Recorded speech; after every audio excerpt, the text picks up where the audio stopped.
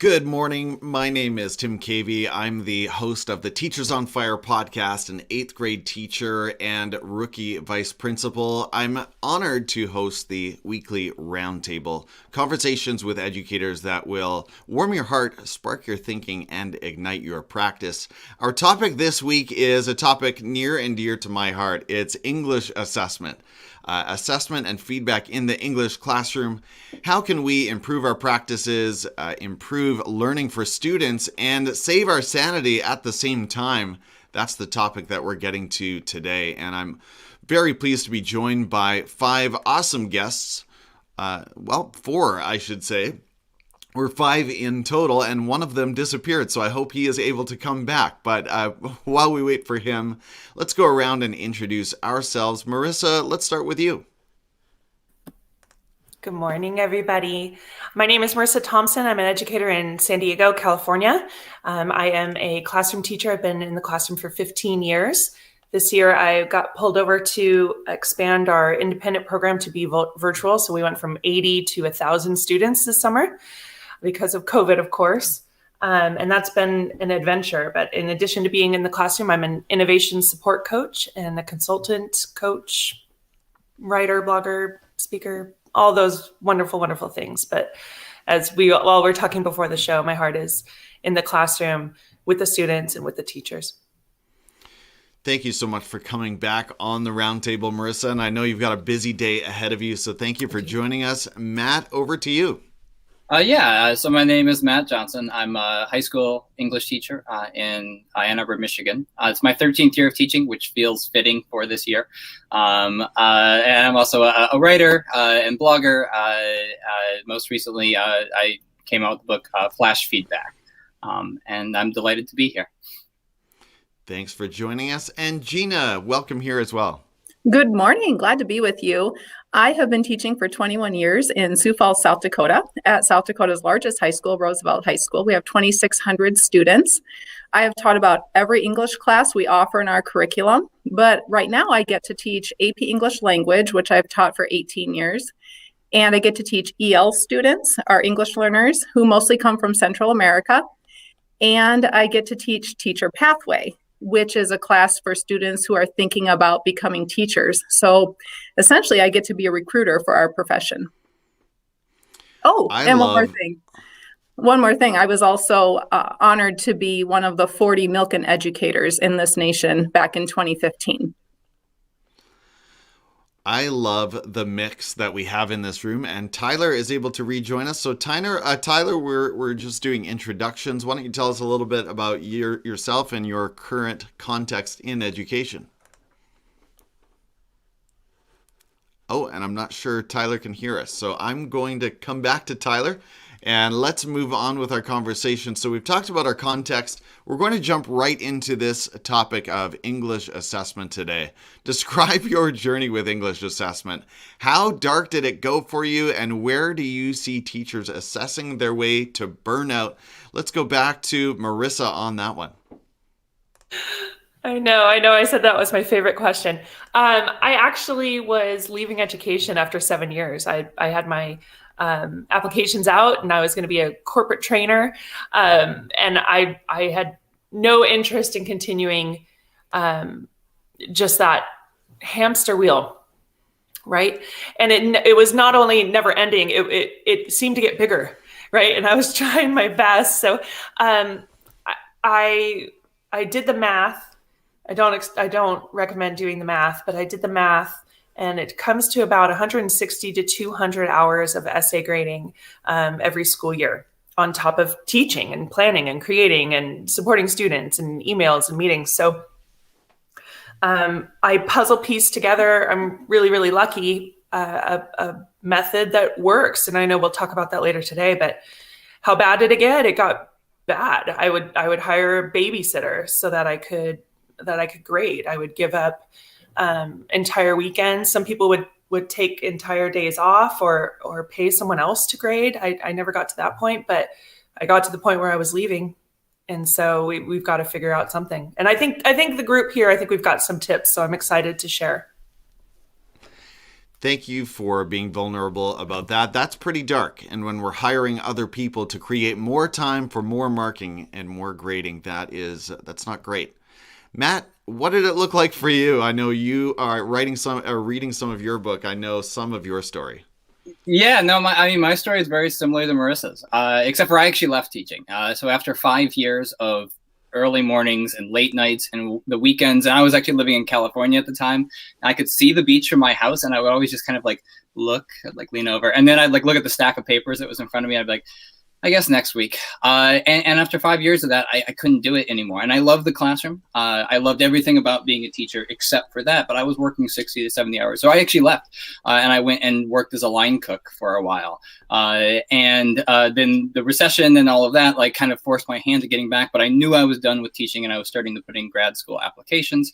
And it was, what was even more frustrating was I would do all this work on these papers and I would feel like nothing would really happen. Like the students would have the same issues and make the same errors on the next paper. And that made it kind of even worse for me. I felt like I was using all this time and it wasn't even going something. And I actually did take some days off. I regularly would take 3, 4, 5 days off every semester. I just kind of burned my sick days to try and, beat back that paper stack. And even then, it generally didn't work. So I got lucky in that I got back in the classroom and got some really great mentors who kind of got me on the road to getting feedback under control. But no, it got pretty dark. There was even a moment where I cut off part of my thumb and the line cook is a 28-year-old line cook.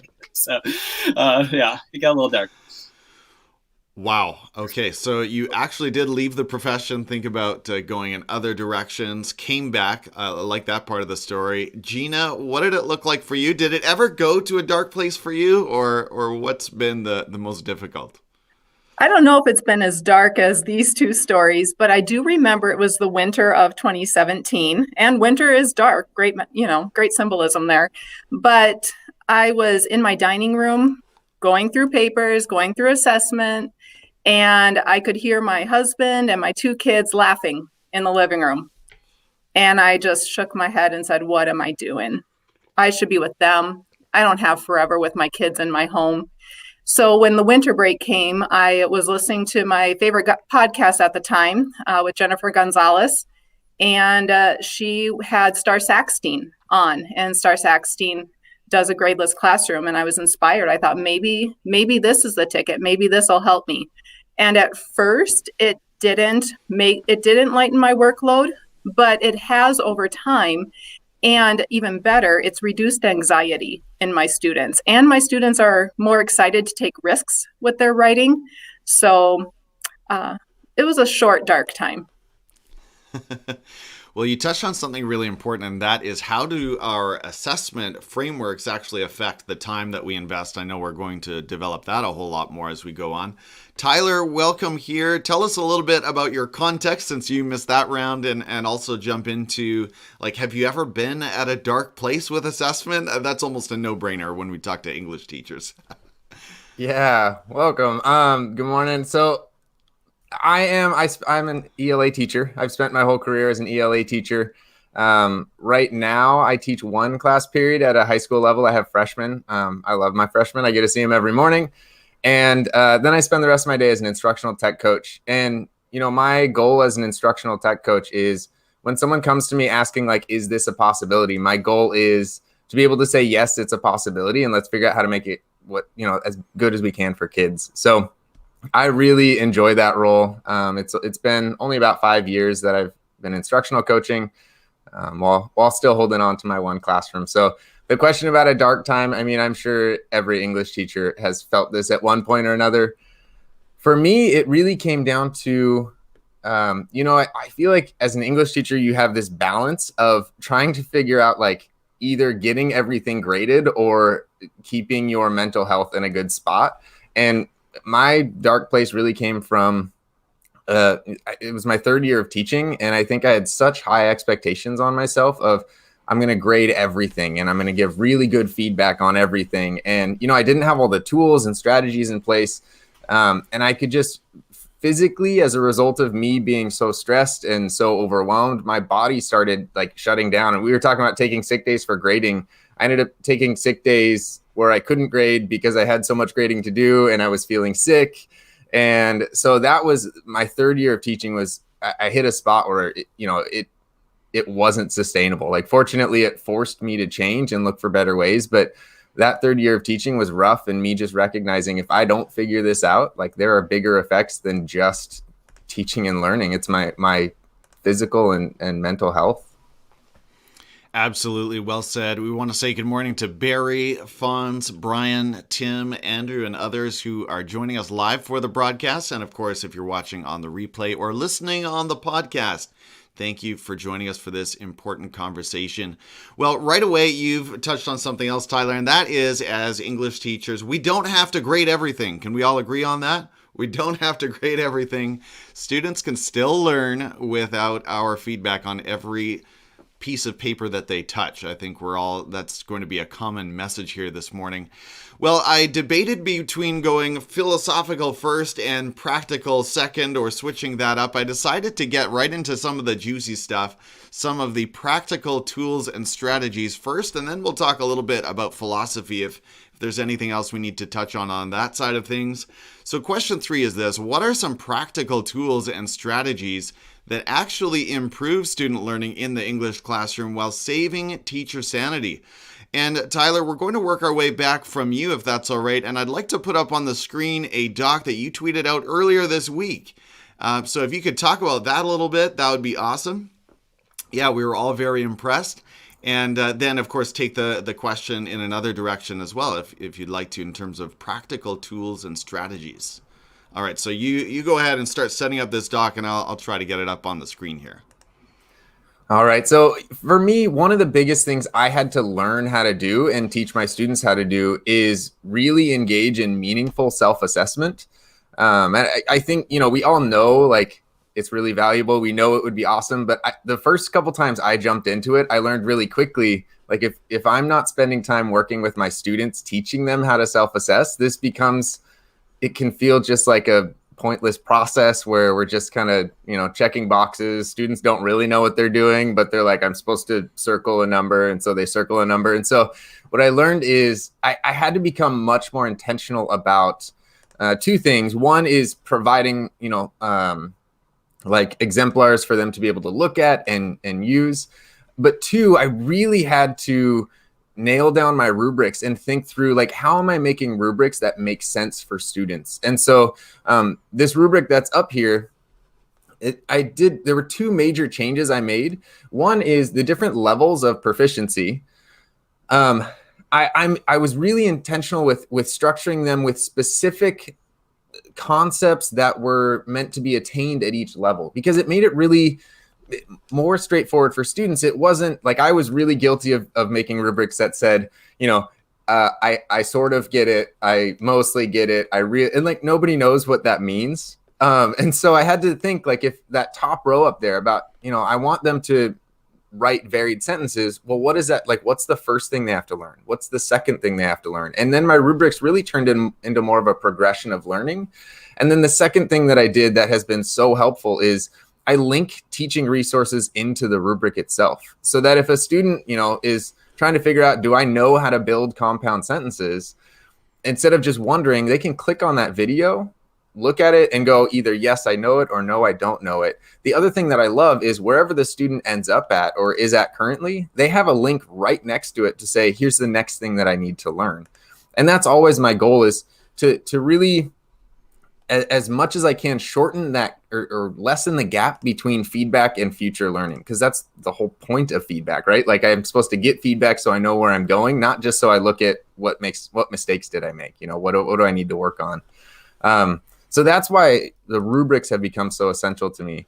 And second little fun tip that I've had for lessening that, I don't know if anyone has ever used a text expander. I have a lot of friends who work on, like, the coding side and the software side, and the idea is text expanders, there's all sorts of them, but there's you have a code that you type in and it populates a pre-saved comment. And I started using that because not only can I say, like, we know feedback, the codes don't necessarily, students have a hard time understanding them, but that whole being able to give a whole descriptive piece of feedback is really helpful. The problem is, like we all mentioned, we all want to have lives and we don't have time to, like, write paragraphs in response for each student. So by typing, like, 3 letters, I can add a whole comment that says, hey, you have a comma splice here. This is what a comma splice is, link to resources about comma splices. I can even embed follow-up assessment to close the feedback loop. So those are my two practical strategies. Hyperlinking rubrics were huge for me, and then really thinking about how can I use a text expander or something that's going to make that feedback process faster and give me a better return on my investment of time.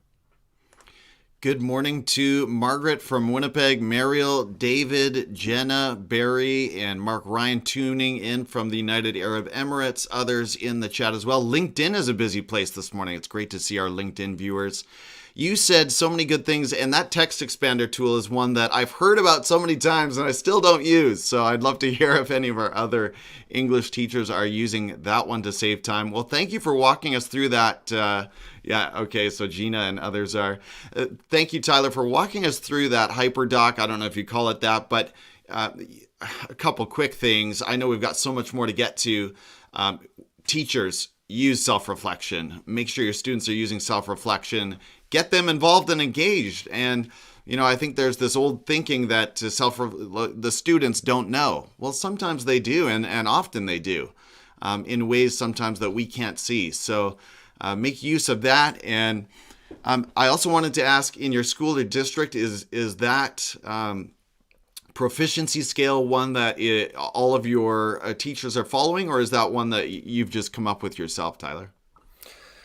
That's just one that I use on my own. And actually, I had a fun conversation about language with someone the other day where simply using the term mastery at the end of a rubric, and we were rethinking, does that really reinforce the growth mindset? So I'm still refining and revamping pretty much every day as I go. That's really interesting. Mastery sort of implies the learning is done, right? Is that sort of where you're going with that? Yeah, interesting. Okay. Well, we're off to a strong start. Gina, tell us about your tips and strategies. Again, the question is, what are some practical tools and strategies that improve student learning while saving teacher sanity? You just talked about reflection, so I'll quickly say one of my favorite things I do is after my students complete some sort of writing project, they have to include an author's note. So a paragraph that reflects on what they did to make their writing powerful, interesting, insightful, and a little bit about their writing process too. That helps me know how I can meet their unique needs. That's the conversation the students and I have throughout the whole school year, because my mindset is I am their mentor. I am not their judge. I am not an accountant. I am their mentor. So with that mindset, I have moved to more of a writer's workshop mentality, like Nancy Atwell said way back in the day. And I love to give my students time to write in class, and I pop from desk to desk to desk. I am not sitting at my desk checking emails. I am mentoring them. I'm seeing what they're doing. And if I am at my desk, it's because they've shared a document with me and I'm looking at it. We use Google Docs, Chrome. We have Chromebooks. So they upload their stuff to Google Classroom. I can check on it anytime. And then I have those pre-saved comments, like were just mentioned, with links to more learning so that it can constantly individualize for each student. And they really like that. Now, with regard to rubrics, I actually did away with rubrics. They seemed to take way too much time for me, and they weren't individualized enough, I guess. And I didn't like reducing things to points. So now I write a note to the students instead, just a real natural note to keep that conversation going and to tell them what they're doing really well, but also what they can do going forward. That is such a smart idea. I'm already going to be taking notes as I re-listen to this. So you're not only creating these canned comments and feedback notes, but you're also within that generating some URLs that students can click on and go to sort of a mini lesson. There have been a few comments about Tyler's doc. So I would say, Tyler, they can just find you on Twitter at this handle here on the screen, right? And they'll be able to track down that HyperDoc that you shared. Matt, over to you. I know you've got a book full of them. What are some practical tips and strategies that you could share with English teachers? So, I mean, what people have been talking about already that's a huge amount. Like having students self-assess. So often teacher, quote, feedback is really just justifying their assessments. And that's not a great use of time. Having feedback and assessment together means that the feedback is going to get less focus. And it also, you're passing up on an opportunity to help them move forward and just spending time just justifying instead. Plus, it's metacognitive and reflective, right? It's a win-win a bunch of times over. So I'm a huge fan of student self-reflection. Gina, I do something very similar. I also have them annotate their writing, like similar to how the New York Times does their annotation. They have like the authors annotate. And I find that they have to like go and annotate specific moves that they made, which is a lot of fun actually. And that, you know, like Tyler, like yours, that takes some training, but it's a lot of fun. Definitely not reading and grading everything or giving feedback to everything. Somebody mentioned Kelly Gallagher, and that's where I first came across that idea of like, look, students need time where they practice away from the teacher's eyes. There's nothing else that I can think of where we feel like, whether it's like basketball or piano, where like a coach has to watch every shot a player takes or every note that a pianist like hits. Like, what we do is we give them some feedback, they go and practice it themselves, they come back and we get this cycle going of that. And that's really important. So it's not just a time saver, but it's actually better practice. The couple things I might add, one of them is taking the stance of what I call an interested reader as opposed to a detached authority when we give feedback, which is the notion that a detached authority comes in and has a list of rules, and anytime those rules are broken, they make a comment. And because that, for many students, that's so many, they're just scrawling all over a page. And that is actually the most intimidating for the kids who have the worst relationship with writing. And so instead, taking the notion of an interested reader, which is what we do in our classes every day, where you have one or two things that you're focusing on and you go deep and you're human. It's not this weird English teacher shorthand. And then I have my students do a feedback cycle where whenever whatever feedback they get from me, they can push back against it. We conference over it, but they have to revisit it multiple times and it becomes a part of their final assessment. And actually, we were talking about rubrics. I kind of go in the middle. I found that rubrics were limiting for some kids, but really helpful for others. So my rubric is a combination of standards that I have to hit for my school, but they also have their own goals. And then there's also the feedback that they get from their classmates and from me. And we create our own rubric as we're going through the unit to do that. The other thing I would add is that feedback shouldn't just be a big paper situation. It should be like something that we're doing on like a regular basis. So with like smaller things, and I call these are called flash feedback, which is the name of my book. And it's named after these. And I'll give you an example. We've been doing a unit on emphasis fairly recently. We're talking about like the writer's tools for adding emphasis, whether it's in a positive or a colon or italicizing something or creating its own new paragraph with just like one sentence. And we talked about all these tools. And then what they did is they wrote a 1-page rant on whatever they wanted. And I was like, it's a rant. You got to emphasize some things. So then they had 5 moments of emphasis and they annotated like where they had them and how they used them. And I can look at that and they've already pointed out the spots. And I can read that and then, like I can open up their doc. I see exactly where they go. I can just kind of go, yep. Well, not sure about that one. And then I can toss it back to them. Like, you got 4 out of the 5. And it's kind of a gradeless assignment because until they kind of get 5 out of 5, they're actually not even going to get a grade in my grade book. So everybody's getting 100% on that. And so, but it's like it's this idea, and I can do that in 30 seconds. So I can do that. I can have my kids right there at the beginning of class. We'll do choice reading for 25 minutes, and then they have that feedback waiting for them when they finish, that. And then they have time to actually make changes if they need it, or they can just extend their choice reading if there's nothing to work on. And that means I'm not going home with anything. But it's also meaning that every single week, which this year more than ever has been essential because been remote most of the year, it's forming that bridge of connection time after time. And I see more growth in that than I did in an entire year's worth of me like putting colons into their work or circling something. So, yeah. Matt, you use Google Classroom, it looks like, and Gina mentioned Chromebooks as well. Talk a little bit about this. You mentioned the annotated work by students. I thought this post was so cool over on MatthewMJohnson.com. Tell us what's going on here. Yeah, I mean, so this is actually that assignment I was talking about. So I was writing on it this week. So it was kind of at the front of my mind. But this is, so the student here I was like, rant about whatever you want. And she wanted to rant about cathedrals and the light in them, which was so cool. but then they had to annotate, so you can kind of see there that they have like, so she's like, I use a purposeful sentence fragment right here. I use dashes right here. I use another dash. I have another sentence fragment. So she really went in deep on those. And when we conferenced over it, I was like, that's really cool that you have each of those. I was like, do you think there's such a thing as too many sentence fragments? And it gives us like a nice little mini conference that, again, is, not long, like 30 seconds. And I call these micro conferences because the student's done all the thinking. So I'm just responding to that. And that's a lot faster than me trying to kind of figure something out while we're sitting there and doing that. It allows for very quick conferences. And it's a lot of fun, and it also empowers them because they're making a choice as an author, and I'm honoring that and celebrating that. I love that you give a little bit of latitude for your young writers to break the rules intentionally, right? And thoughtfully and for effect. And that's much different than, lacking the skills and knowledge to write properly. Wow. I'm trying to keep up with everything going on here and everything I'm hearing. Marissa, what about you? What are some tools and strategies? I know one of them for sure. Talk to us about how we can save our sanity and improve student outcomes. Well, first of all, I could be in this conversation all day and be like, oh, Matt, can you show me that? Like, we'll just hang on and we'll, and have this unconference afterwards, So I do use a text extender. I put it into our chat. I know it's not there right now for everybody, but of course everyone's welcome to have it. And I have a little system there that really makes it possible for me to have those conferences too, Matt.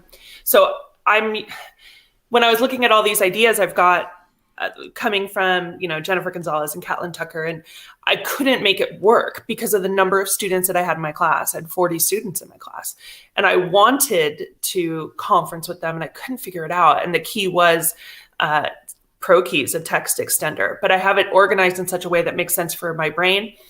So I was able to find a way to go from those 200 hours of essay grading to 0. And I pass that along to my students as well. Yeah, there it is. So for everything, and it's set up in an order that I would normally read. So it starts with introductions and then it goes to thesis statements.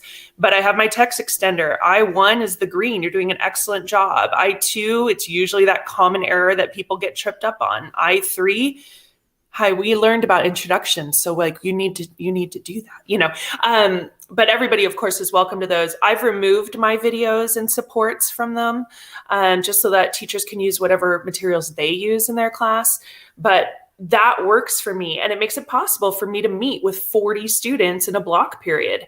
And they take that information and they apply it right, immediately, so that when I say I pass off that same benefit to myself of not taking it home, it goes for them too. So I'm seeing the same thing Gina's seeing of like, their writing is definitely better. I mean, definitely better. And they're saying it's because they're sitting in class. They're not doing it at 11 o'clock and just like, I've got to turn something in, So they're actually sitting with it, looking at the materials, like Tyler said, and applying it to the next thing. And I'm pointsless as well. I'm gradeless as well. So it's very simple to go, look, you have this skill down. I need you to focus on this one, right? So go over there, go do it, go, you got it. And I'll see you at next class. No problem.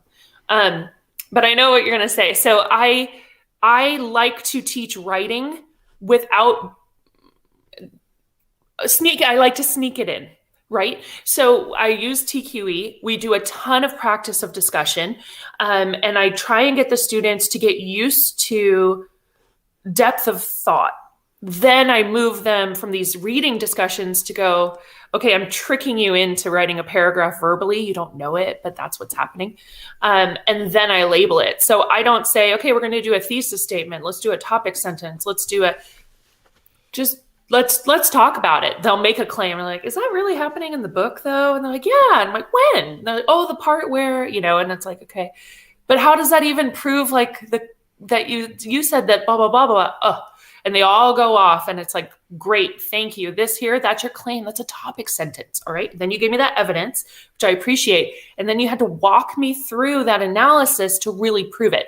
That's a body paragraph. And you'll see kids go, I do like the instant grading. So I've been able to manipulate a spreadsheet so that it gives instant feedback in their writing. So I use conditional formatting for that. so that they're writing their work, they're writing, practicing specificity. It grades automatically. I don't have to do it, and they get the feedback immediately and can revise immediately. I like that too, but TQE really made a big difference. I also really prefer to teach writing separately from reading. A lot of times our students, maybe they don't finish the reading. They didn't understand the reading. They're still working on reading comprehension. They are, for me, separate skill sets that I need to have them be successful at. So I have students work with and practice writing with art first. So we talk about, we analyze art, we write about art and the deliberate choices that an artist makes. And then I get them all hyped up for a rant. And I throw out something I know will get their, blood boiling a little bit, and they explain their side there. And then I move into Bradbury. I love the story of the pedestrian. Why did they use that? Why did he do that? What is he trying to prove? Right. Then I continue to move into literary analysis, but the writing instruction and the writing doesn't have to focus on the reading. And I think that that's something that is traditional and is expected, but is really tripping us up. Yes, I'm a big fan of reading for the joy of reading, trying to get some no strings reading into, and I'm in a middle school context, so maybe a little bit different in that respect. But I think we've got to find better ways of doing that with the writing side as well. Just before we move on, how many of you, let's just see by a show of hands, how many of you operate out of, when you are in the English classroom, operate from Google Classroom? Can I see the show of hands there? All right, so all of us. So I love the magic of real-time coaching, being able to pop in when you push out that doc to every student. That is a game changer as far as I'm concerned in terms of coaching.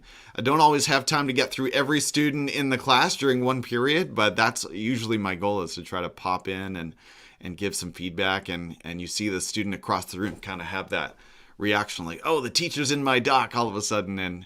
But there's nothing like that real-time value in my mind.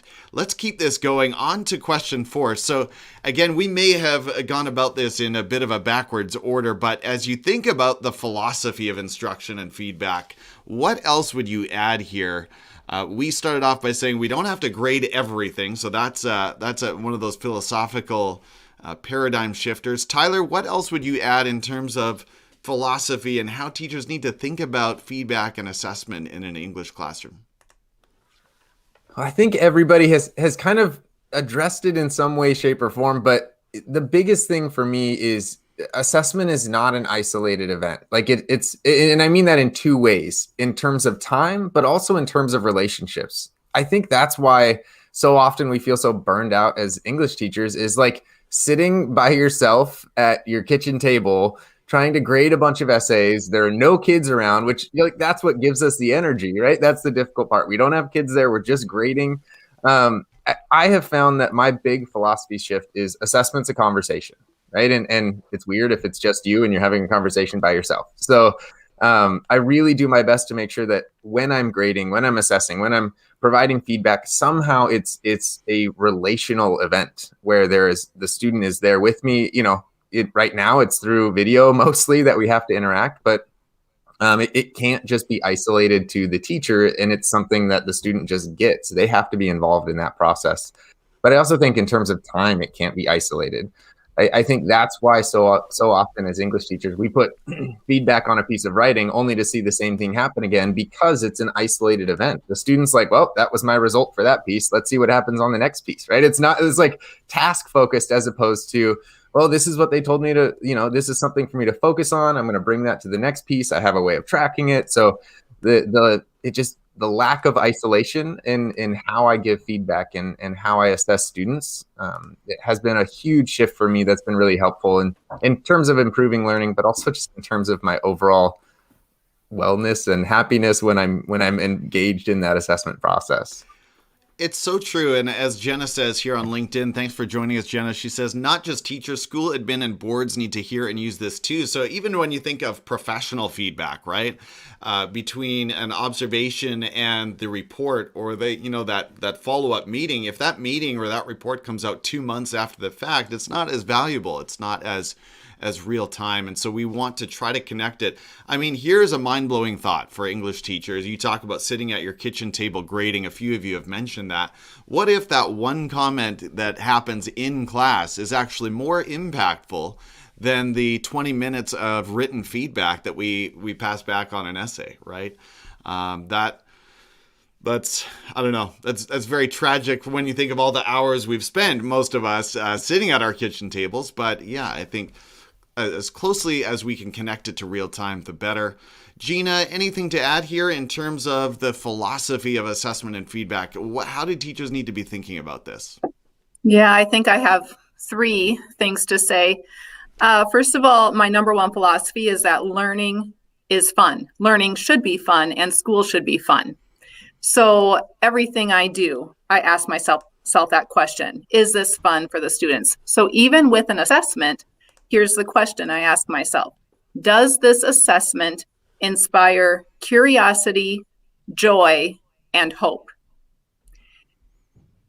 It's been a game changer. Secondly, homework.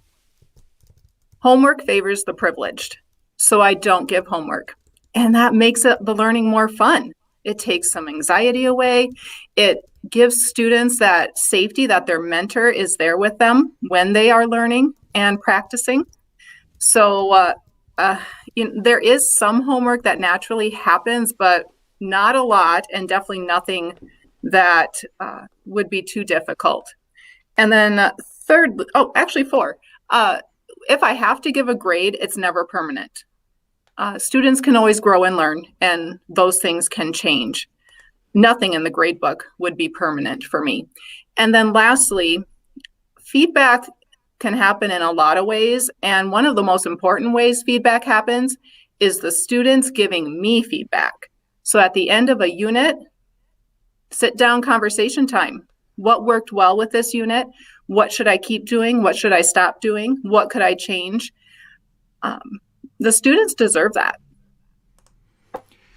Gina, that was incredible. Some mic drop moments there for sure. I want to say the end of unit reflection, I don't do enough of. So thank you for that reminder for me. Sometimes I think there's a fear of getting students to over-reflect, or at least that plays out in my mind, but I'm so far away from that. I can't use that excuse at all.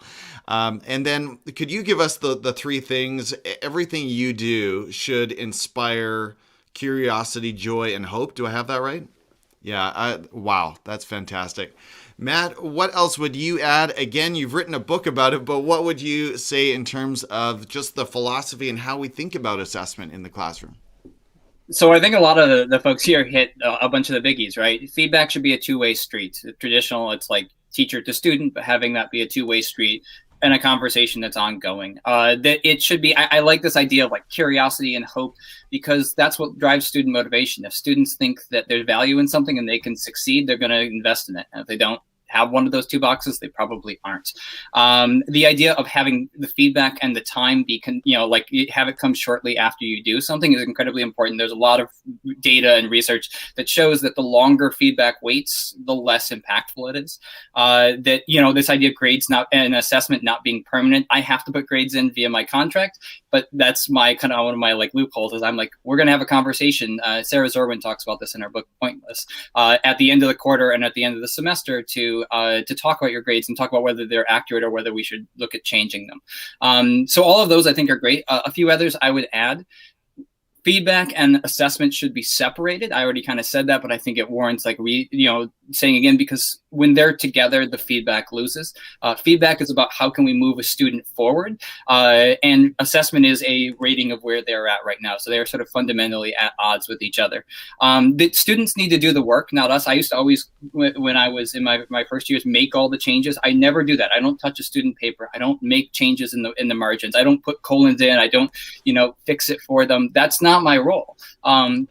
And I think that we often fall into this role that we are editors as opposed to teachers. And so, remembering that you're a teacher. So if one of our big focal points on this paper, and I always just have a few focal points and I let everything go until the next paper. That's maybe another thing, is just not trying to fix everything in one go. But if this student really needs to work on, let's say, comma splices, then what I'll do is I'll circle one. I'll have a hyperlink. I love that people are doing that here too, to to where our information on comma splices and what they are. And then I'll circle 2 of them. I'll say, okay, there are 10 others on this page. Your job is to go and do the work and fix that. It's not my job. And that saves time. And it's also more effective for learning, because they're not just sort of blindly doing what making the change I said and then making the same mistake. Because if whoever is doing it is going to be the one learning it. And I think those are kind of the big ones right there. The only other thing I would add, and this has already been said a lot of other times, but just every step of the way with both feedback and assessment, that they're equals. They can push back against my feedback and be like, I don't necessarily agree with that. I give them a question to prompt them in that. They can, they set their own goals. They can ask me before I give them feedback, I say, what do you want me to look for? And they get the opportunity to ask for things. They self-assess first, right? They reflect, and then I read their reflections and I respond to them. So I'm always in the position of responding when it comes to feedback and assessment, as opposed to leading, which I think is really important. I saw somewhere this notion that 2 out of 3 conversations in a given classroom are usually, it's teacher, student, teacher. So teachers are talking 2/3 of the time. So I like flipping that on its head and having it be student, teacher, student, and then we can go from there. So good. Matt, you talked about not making those corrections for students, but again, we're all in that Google Classroom, Google Doc environment. When you're in suggesting mode, do you ever suggest, sort of make those edits, but students have to accept them in order to bring them in, or no, you don't? They have to understand that I responded to their writing in a certain way, in the same way that they have to do that with their peers. But no one is required to make any change that I put on there, but you have to understand that this is how I responded to it. I'm one of your readers. And I often try and take this a notion of describe, evaluate, success, which is basically, I think it came out of Michigan State, which is when it comes to feedback, it's the most effective when we start with a more neutral description, and then we move to evaluation and success. And so I often kind of take that too. I'll be like, I noticed that there is, that you have a lot of comma splices. Remember we talked about those, let's talk about those. And here's your route to success, which is there's 10 on the page. And so let's have you see what you can do with those. Yeah. Just by a show of hands, how many actually track student or feedback that you've given to students about their writing all in one Google Doc designated for that student? Do you do that? Yeah. I've only started doing that in the last couple of years. I mean, obviously you're giving feedback in all these different little places, but I like to be able to follow along in, let's say, a journal of that student's writing and be able to see, oh, 3 months ago, I was still telling you to capitalize your I's and you're still doing that, or whatever it might be, right? So hopefully there's some progression and growth over time. That longitudinal tracker, I think, is really, really helpful, especially when you get into student-led conferences and portfolios and things like that. Marissa, what else would you add on this theme of philosophy? I think, of course, we've hit on so many different topics, right? And I'm sitting here giving hallelujahs and the whole thing. But I think for me, what I noticed for myself was that it doesn't have to be turned in, that this is something that can be done in the moment. And this is hard, right? Because a lot of us are still virtual, but in the classroom, we spent tons of time drilling essay outlines. So instead of, okay, you have to write an essay, I tell my students, look, you have the ideas. We just need organization and clarity, so let's practice organization, just organization. I made these rolling double-sided whiteboards, out of garment racks and shower board. And so I have 3 double-sided ones. I've got groups on each side, and we practice outlining. And at first it takes 15 minutes for them to figure out here's all my thinking. Here's my thesis. Here are my body paragraph topics. Here are the perfect evidence that I would hope to find, right? Make it up. I don't care. Especially if it's just practice. So that way it's no risk. It's not going to affect your grade. right? And then I go around, and if I hear someone going, wait, I don't think that's supposed to, whatever, I'm right there. Let's talk about it. But we get down to the point where they go from 15 minutes with a group to plan an essay to they can plan an essay in 5 minutes. Part of that is because I don't give prompts. I haven't given an essay prompt in 7 or 8 years. And part of that is because I went to this training where people said, the college professor said, they can't write unless they have an actual question. And they were frustrated by that. Like, you just read all this stuff. We just studied for, 2 months about this particular topic. You have nothing to say. And the students would freeze and go, I don't know what to do. You didn't give me a question. So that honestly is saving some of my sanity too, because I get to read a variety of topics and I get to discover things the way that the students do. So that would be something that I would say the board meetings to practice outlining, that has a direct impact, because I found that the key to really helping a lot of my students with their writing problems was in the topic sentence. They couldn't figure out topic sentences. So I'm actually doing not my presentation today. My presentation today is the text extender, how that saved me as an English teacher, but also can be used for elementary school teachers and resource teachers, admin. So that's today. But next month, I'm at Spring Q and here's all of my writing philosophy and strategies. So that's super fun. But yeah, no prompts, board meetings. The other thing that I do, because I do track their successes and struggles. Mine was always comma splicing. That's why I started cracking up when you said that, Matt. But at the end of the year for extra credit, which is silly because I don't give points, I give the option of having students write an essay about their writing improvements. Because I think so often students will say, I'm not good at writing, or I didn't really learn much about writing. And I sit there and go like, are you freaking kidding me? So they have to, give a thesis about they've improved this year, and 4 different paragraphs about the skills. They even quote themselves to show the error originally, and then how it's improved and why that's better for their writing. That's a cool thing, because I think at the end, it's really nice to know at the end of the year that you're doing great. And that doesn't happen a lot with writing. Usually we're focusing on what's wrong with your writing. So, just that encouragement is also great for them and great for my teacher spirit too. Yeah, I try to give stars and wishes. So I use the star emoji and the praying emoji, like, please start doing this. But always mixing in that positive when possible. There's a good conversation going on LinkedIn between Margaret and Muriel talking about student exemplars. I think one of you mentioned that. How do you keep your best exemplars of student work? Just this year, I've started sort of a perpetual Google Slides that I keep up in another tab when I'm looking at student writing, and I try to grab screenshots and continually add to that and say, here are some great examples. How are there some better ways? What else can I be doing? Throw your hand up and jump in here. Matt or Sorry, okay, I'm Marissa, just too excited Marissa's about very it. excited. Marissa, Yeah, Marissa, go for it. Like, people, everybody ready? Okay, so Tyler, right? The text extender. My little code is EX, for example, and it says, this section is great. Can I please have it as an example to share with other students so they can see? And then there's a Google form that says, what's your name? What section? What is this thing? And so it's introduction or topic sentence or embedded quote or whatever.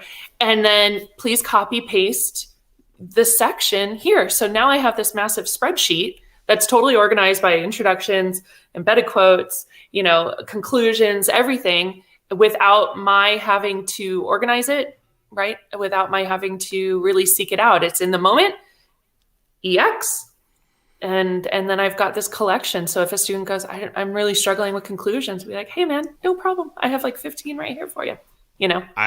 I like your formal process. I just grab the screenshot and add it to. I just throw it in there, but I hope I'm not violated. I mean, I keep them anonymous, so, and they're all positive, generally speaking. But I like your categorization system. Matt, you had something to add there too. How do you save up exemplars? So I do what the Moving Writers blog has, which is like this Google folder that has like all these various like genres and stuff like that. I keep those for my own students too. I love theirs. Theirs is wonderful. It's a great resource. And it's just like they call it the Mentor Text Dropbox. And I have theirs, but I also have my own, and I put professional and student exemplars in it, and it, over the years, built up quite a war chest of them, which is great. And just this year, because we've been remote, and there's not these moments of celebration, and I love that we were talking about celebration in the class. I've started this thing that I think I'm going to continue, which is where every single day I take student work from the previous class. I always ask the students, and I'm like, this is going to be anonymous. And then I have like a shout out for it where I'm like, this was an awesome move right here. And we do it every single day. It's kind of just one of those ways to build connection while we're all apart. But I love it. I really like it. And I have a checklist where I make sure that every kid gets this, the same number of times. So I actually have a running checklist, and I'm always kind of looking. And that's been a blast. And it's actually been really good at like this idea of coming back to key lessons and just hitting them another time and getting that spacing and that revisiting that's so important for learning. So it's actually been kind of, I think, like great from a class community point of view and a learning point of view, and just hitting that information one more time. We are running short on time, which makes me very sad. So I had another question about the joy of writing and how you incorporate that, but I want to give a quick opportunity, and we do have to keep this very, very short. So try to keep it to maybe 2 voices and influences. I know you've got anthologies full of them, but who are your 2, let's keep it to 2 go-to people who you really learn from and who inspire your practice? Tyler, let's start with you. Oh man, 2. Let me whittle down my list of 1 million. I would say, there recently Cornelius Minor wrote. He's written a couple pieces or given a couple interviews around how racism and bias can be inherently built into grading practices, and I think that is such an important conversation to have. Grading can be such an oppressive, harmful thing if it's done poorly. And so I have been anything that he puts out, and I actually don't even think he's an English teacher now that I think about it. I might be wrong, but it totally applies and is very relevant. The other person I learned from a ton, and I have never interacted with him in person or heard him say his name, so I'm going to feel terrible if I'm saying it wrong, but Nicholas Emmanuel is someone that I interact with a ton. And I learned so much from him in terms of, like, I am not completely gradeless. It's my goal. It's what I'm moving towards. And he does a really good job. He'll write out, here's the thinking, here's the changing I'm doing, here's what I'm learning. And getting kind of inside someone's head that well as they're going through this process has been really valuable for me. Gina. The Teachers Going Gradeless Network. Especially Aaron Blackwelder there has been quite a mentor to me. And the second one, my own students. They teach me every day. Matt. Yeah, you guys actually kind of said the ones. So Cornelius Minor has been doing great stuff with feedback and assessment. We Got This helped me understand, kind of get my head in the right place as that teacher. So I love that. Aaron Blackwell, they're awesome. Nicholas Emmanuel, also awesome. A couple I would throw on top of that, because I kind of came to the ungrading thing late. I was so focused on feedback, which is weirdly separate in the literature. It was a moment when I was writing, my book was almost done, and I was like, I want to put in a whole chapter on ungrading, and they're like, it's at the print right now. I'm like, okay, and it's been it's actually been cool because it's been a bridge for a lot of people to go over there, as it was for me. But I would also add Sarah Zerwin has been really awesome. Her paper graders blog kind of got me started on that, and then Asao Inoue really pushes me. I think I want to say he's at Arizona State. But he's been writing a lot about labor-based grading, and he gave the AP keynote this summer, and I think he's really interesting too. So he's really helped me a lot. Fantastic. And so many of you're all doing amazing stuff too. So we're going to close with that. But Marissa, who are the 1 or 2 people out there that are really inspiring your practice?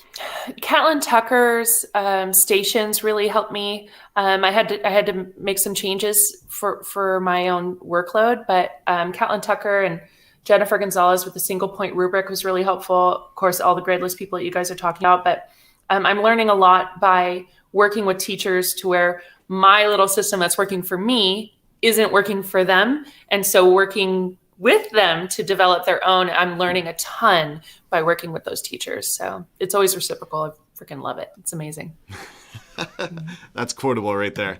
I want to say hi to my friend Julia, who's joining us for the broadcast. That's awesome. Good to see you, Julia. We're signing off. Let us know how we can connect with you. Tell us about the work you're most proud of. I know we've got some authors, we've got some publishers, some bloggers in the mix. So Marissa, I'll turn it back to you. Again, as we said at the top, you're presenting again today. Where can we find you, and where else would you like people to go? So I've got my website, unlimitedteacher.com, and then I'm on Twitter and Instagram. I present often. Today I'm at the CTA conference, and next month I'm at Spring Q, which is a great conference. A lot of the people that we were talking about today will be keynoting, so that's super fun.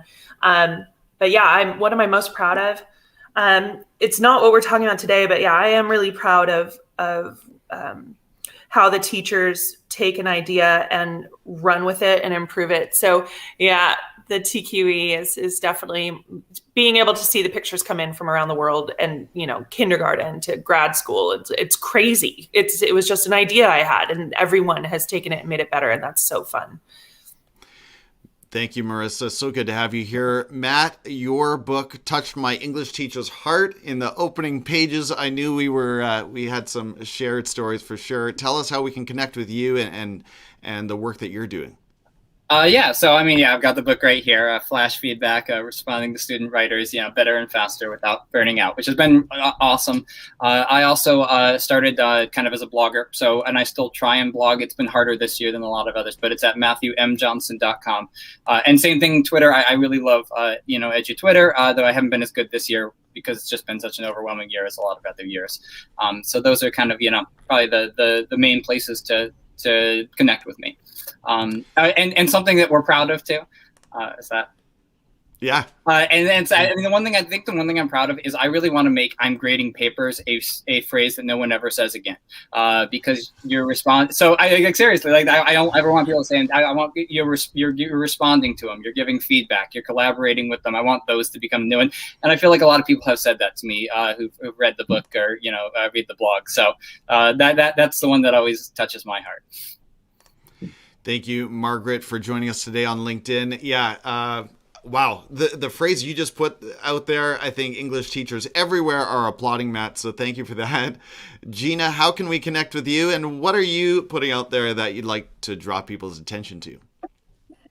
Yeah, you've got it there in my screen. I'm on Twitter at GinaBenz605. 605 is the only area code in South Dakota. And I have my website, ginabenz.org, where you can find a lot of my writing.